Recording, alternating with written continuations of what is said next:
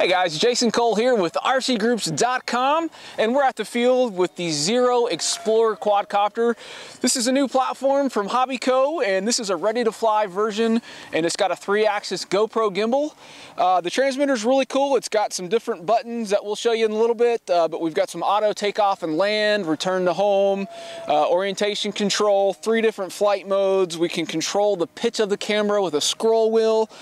We've got an iPhone attachment here, and it's got an application which provides me a live video downlink from the GoPro. It's also got a map, and through GPS and various sensors we can do waypoints, we can do some different follow me modes. It's a pretty neat little copter, and we're gonna get it up in the air and see how it flies. All right, so we got a little bit on the phone here that we can talk about, but you probably may or may not be able to see this, but we've got a Wi-Fi signal that tells me that I'm connected to the range extender. We've got 12 satellites. We're in flight mode 2. We've got 96% on the battery. We've got our altitude, how fast we're traveling, the distance away, and then the battery on the transmitter, 90%. So on the main view, we've got a live view of the GoPro feed, and then we've got a little map at the bottom, and I can touch it and swap between the two, so I can make the map bigger and the video feed smaller. There's also different follow me modes that you can select on the right, but we're armed, ready to go. We've got a full GPS lock, everything's green. So what I'm gonna do is move the sticks to the outer corners, and that's gonna arm and power up the motor. So when I do that, the motor starts spinning. And at this point, you could just go ahead and increase the throttle and take off, but we've got this cool little auto takeoff button, so I'm gonna hit that, and it depresses in.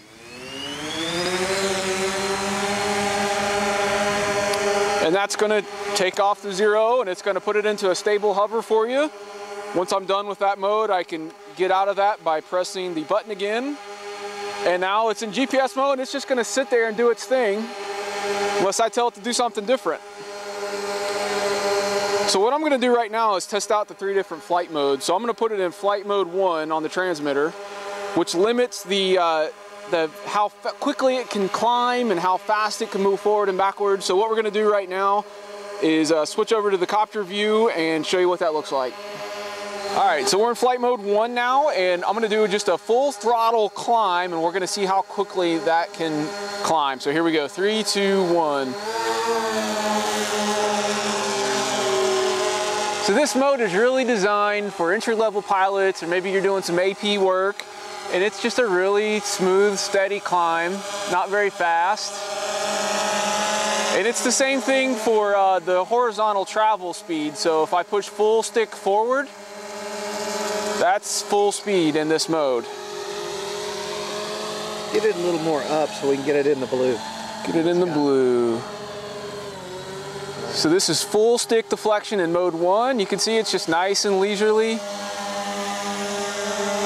And it limits your distance you can fly away. But we'll go ahead and put it in mode 2 now. We're gonna travel forward in 3, 2, 1. You can see it takes off rather aggressively. So you can see it's traveling quite a bit faster in mode 2. So mode 3 is gonna be, here's a full throttle climb in 3, 2, 1. So it's going to climb out right there, and then we'll see that horizontal travel distance in mode 3 is going to be a little bit faster as well. 3, 2, 1. And now we're really moving there.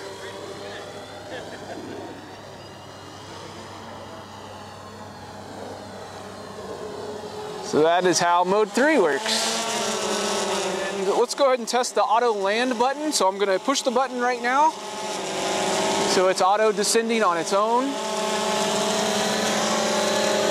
And what Josh at Hobbyco was telling us is that it performs a nice, smooth auto landing. Look at that, no bounce, just perfect landing. So it hits the ground and shuts down the motors. That was really nice. So I'm gonna hit the button again and go ahead and take back off. Have to start the motors first, and then you can push the button.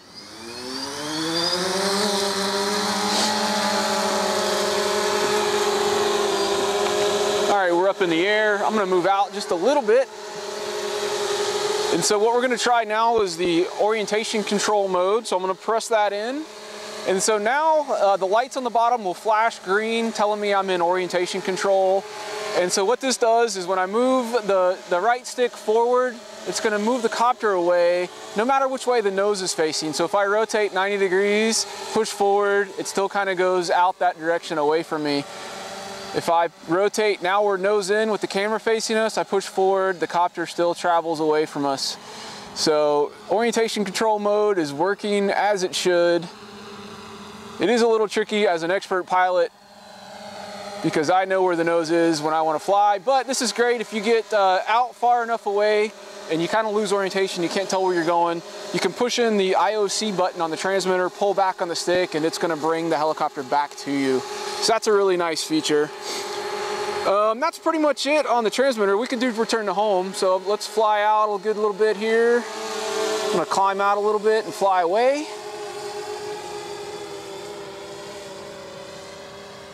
And then now I'm going to press the return to home button.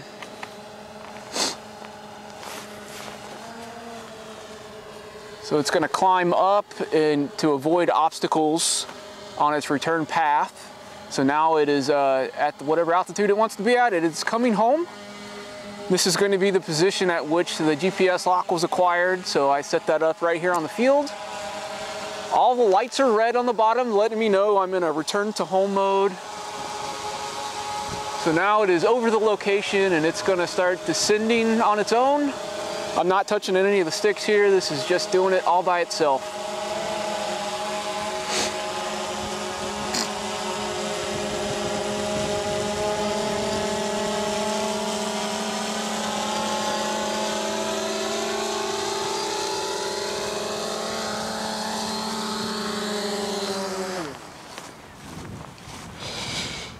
So it landed right where it's supposed to, shut down the motors. I can't ask for anything better than that. All the flight modes perform exactly as they describe.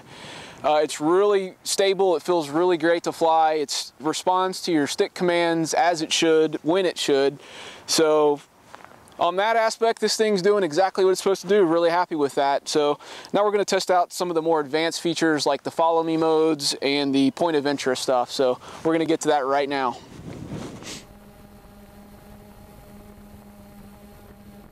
Okay, so we're looking at a live view from the GoPro now, and what we're doing is we've just selected the follow me mode on the application and hit the follow button. So you can see I'm running out in the field right now and the Xiro is chasing me. It's tracking the transmitter either via the Wi-Fi signal or the RC transmission, but it knows where to go. So we're watching it follow me out into the field. And right about now, I'm going to take a look, and then I'm going to be hitting the self-circling button on the application. And so what that does is allows the Xiro to fly an orbit or a circle around you with the transmitter. So it's going to keep the nose and camera pointed at that center position and then rotate around it. And it's doing a pretty good job.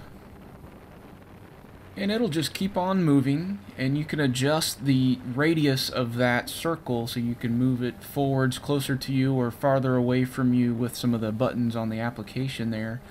But it'll just keep doing a 360 circle around you until you tell it to stop by clicking back into the regular follow mode or changing the follow me mode back to either follow snap or shoot mode. And so no complaints here. It worked as it was supposed to, and it's a pretty neat feature, useful for taking some kind of drone selfies. Okay, so now what I want to show you is we can click on the map and make that full screen, and that gives us some different options. So we can tap this button and then we can adjust some waypoints. So if I zoom in a little bit and I want to tap multiple waypoints, we can touch that. We can put one there. And then we can say apply waypoints, upload them to the computer, and then say fly. So now you can see on the live view that it is going to those waypoints that I set out.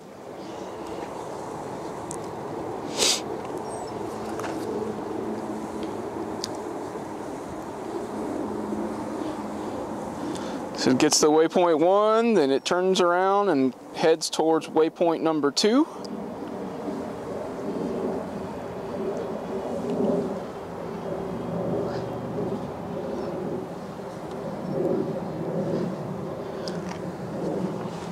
And it's just going to continue the flight path.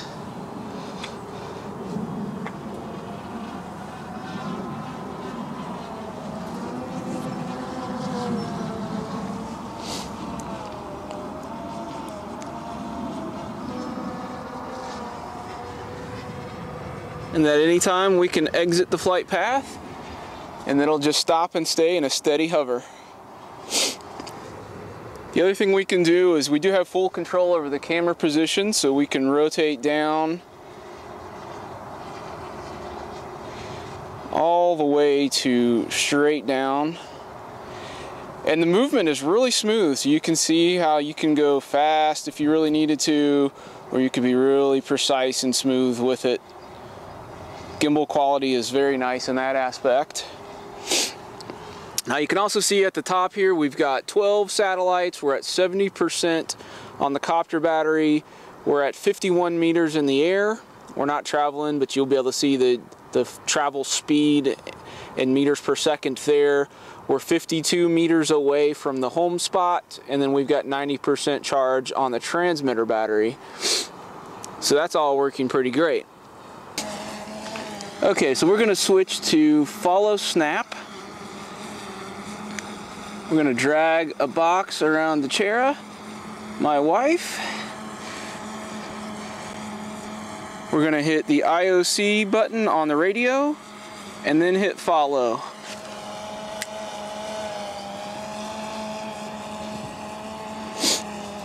And now I'm not touching the controls, and you can see the Xiro is tracking her in real time, all by itself.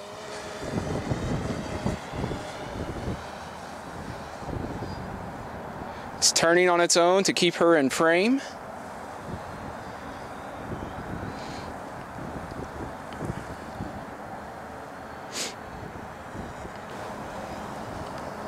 So that worked pretty good.